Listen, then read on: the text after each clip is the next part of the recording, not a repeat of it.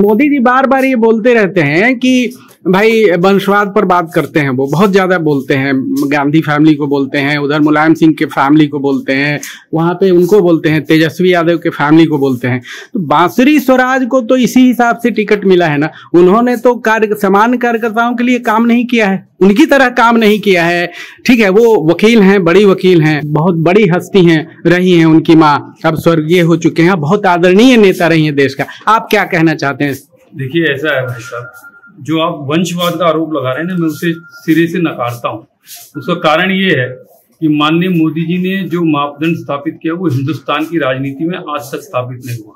उनकी खुद की भतीजी, जो कि एक सामान्य कार्यकर्ता की तरह गुजरात में एक वार्ड में वडोदरा में काम कर रही थी, उसे भी उन्होंने निगम पार्षद का टिकट भी नहीं दिया, क्योंकि सिर्फ इसलिए कि कहीं कोई ये ना कहे कि वो मोदी जी की भतीजी है। दूसरी बात, आपने कहा बांसुरी स्वराज जी के लिए, अगर बांसुरी स्वराज जी अपनी माताजी, जो कि एक दिग्गज नेता थी भारतीय जनता पार्टी की, स्वर्गीय श्रीमती सुषमा स्वराज जी, जिनका लोगों के ऊपर इतना प्रभाव है, वो उन्होंने लोगों के हृदय में अपना स्थान बनाया लोगों के काम करके, और विदेश मंत्री रहते हुए एक ट्विटर पे ऐसे ऐसे लोगों का काम किया।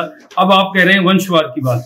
अगर 2019 6 अगस्त को सुषमा बहन जी इस दुनिया से हम सबको छोड़ के चली गई, यदि राजनीति में वो तुरंत आई होती तो मैं आपकी बात मान लेता। एक बात, परंतु एक मिनट भाई साहब, मेरा क्योंकि वो वंशवाद का बहुत बड़ा आरोप आपने लगाया, मैं उसको क्लियर कर दूं। बांसुरी स्वराज जी का 24 वर्ष का अपना अखिल भारतीय विद्यार्थी परिषद का कार्यकर्ता के रूप का कार्यकाल है। पहली बात, आपको शायद नहीं पता, बहुत लोगों को नहीं पता। दूसरी बात, बांसुरी स्वराज जी पिछले 17 साल से वो वकालत कर रही हैं। 10 वर्ष से वो पार्टी के आदेश पे पार्टी के कहे हुए केसों को लड़ रही हैं।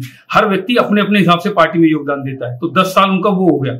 और अपनी माताजी के गुजरने के 5 साल बाद वो राजनीति में आई है। पार्टी ने उन्हें विधि आयोग का सह संयोजक बनाया, प्रदेश में उन्होंने काम किया। पार्टी ने उन्हें प्रदेश में मंत्री बनाया, उन्होंने काम किया। और अब पार्टी ने उनको लोकसभा की टिकट दी है, तो उसमें कोई बुराई नहीं है। मीनाक्षी लेखी का क्यों कट गया? क्या वो काबिल कार्यकर्ता नहीं थी, काबिल नेता नहीं थी? मीनाक्षी लेखी का क्यों कट गया, या काम नहीं करती थी? बीजेपी का, मोदी जी का, इनका एक ही वो है, अगर किसी का बच्चा कोई योग्य है, वो राजनीति में आ सकता है, उसमें कोई बुराई नहीं। लेकिन वही पार्टी चलाएगा, वही टिकट बांटेगा, अपने घर वालों को 40 टिकट दे देगा, और पार्टी में वर्कर ही नहीं। समाज इस योग्यता में तो आप लोग भी फिट बैठ सकते हैं ना।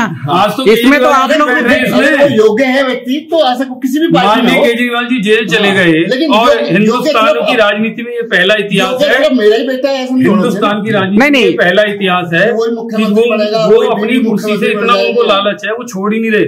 वो अब अपनी धर्म पर, अरे भैया, अगर ये पार्टी के केजरीवाल जी की जब पार्टी बनी थी तो ये कहते ये सबकी पार्टी में सबसे पूछ के करूंगा। ये आपके पीछे जो भाई साहब भगवा ड्रेस में खड़े हैं, ये भी तो योग्य लग रहे हैं, इनको क्यों नहीं टिकट मिल सकता? जब उनकी जगह कार्यकर्ता सामान्य अपना काम करता है, और जब पार्टी की नजरों में आता है, हर एक को मौका अपने हिसाब से मिलता है। ये यूथ है, मिलेगा। ये यूथ है, सबको धीरे धीरे जो आदमी मेहनत करेगा उसको मिलेगा। आप कुछ कहना चाहेंगे? हम कार्यकर्ता जितना काम कर रहे हैं, कार्यकर्ता है।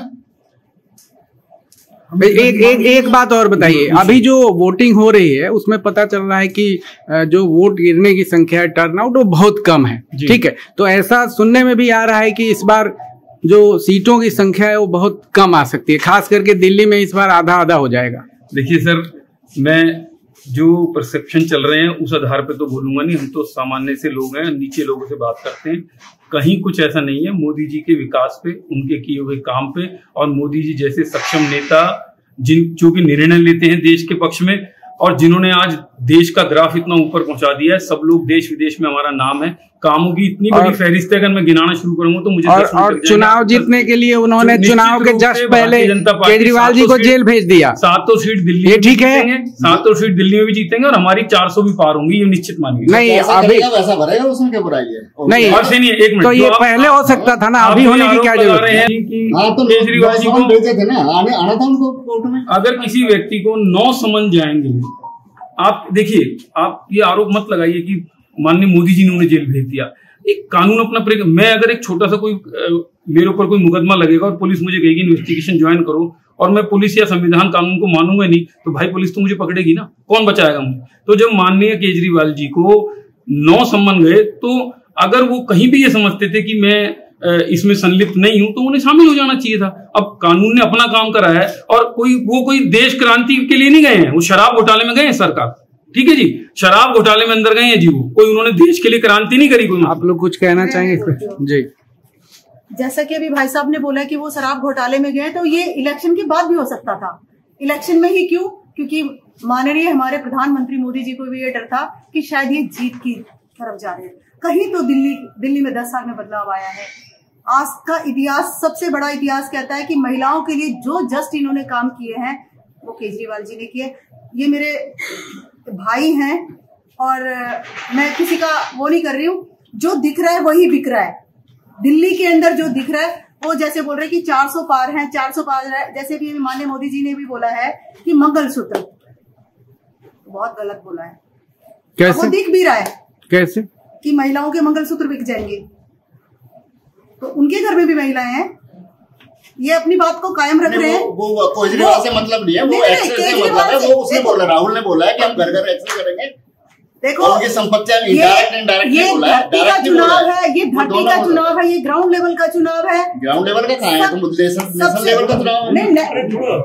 देखो मैं ग्राउंड में घूम रही हूँ, नहीं ज्यादा नहीं, डिफाइन हम नहीं कर रहे, हम लोग ग्राउंड पे घूम रहे हैं। जो लोगों के ओपिनियन है वो निकल के आ रहे हैं। हम यहाँ पर आम आदमी पार्टी अभी आम आदमी पार्टी है, वो इतनी राजनीति की नहीं है। जब हम निकल के आ रहे हैं, बाहर निकल के लोगों के ओपिनियन ले रहे हैं कि भाई कैसी है, तो सबको नजर आ रहा है कि आम आदमी पार्टी में जो काम हो रहे हैं वो अच्छे काम हो रहे हैं। मैं कहना चाहूंगा सर, जो अभी मेरी बहन ने कहा, ये ग्राउंड लेवल का चुनाव है। हर चुनाव ग्राउंड लेवल का होता है, इस बात से मैं सहमत हूँ, परंतु ये देश का चुनाव है। देश का चुनाव, और ये चुनाव ना तो एमसीडी का चुनाव है और ना ही ये चुनाव विधानसभा का चुनाव है। विधानसभा में क्या स्थिति है वो विधानसभा वाले जाने, परंतु ये देश का चुनाव है। और देश में इस वक्त माननीय मोदी जी के बराबर का नेता पूरे हिंदुस्तान तो क्या, जब पूरे विश्व में लोग उनको मान रहे हैं, दूसरे देशों के प्रधानमंत्री उनके पैर तक छू रहे हैं, आप अपने ही देश के प्रधानमंत्री को मानने को तैयार नहीं है। तो अभी जैसे कि भाई साहब ने बोला कि ये देश के प्रधानमंत्री का चुनाव नहीं है, ये किसका है? ये लोकसभा का चुनाव है। ये ना केजरीवाल जी का चुनाव है, ना प्रधानमंत्री का चुनाव है, ये लोकसभा का चुनाव है। और इसमें एमपी चुने जाएंगे, ना कि प्रधानमंत्री चुना जाएगा। क्यों नहीं चुनेंगे? वही तो चुनेंगे प्रधानमंत्री। प्रधानमंत्री का चुनाव नहीं है ये।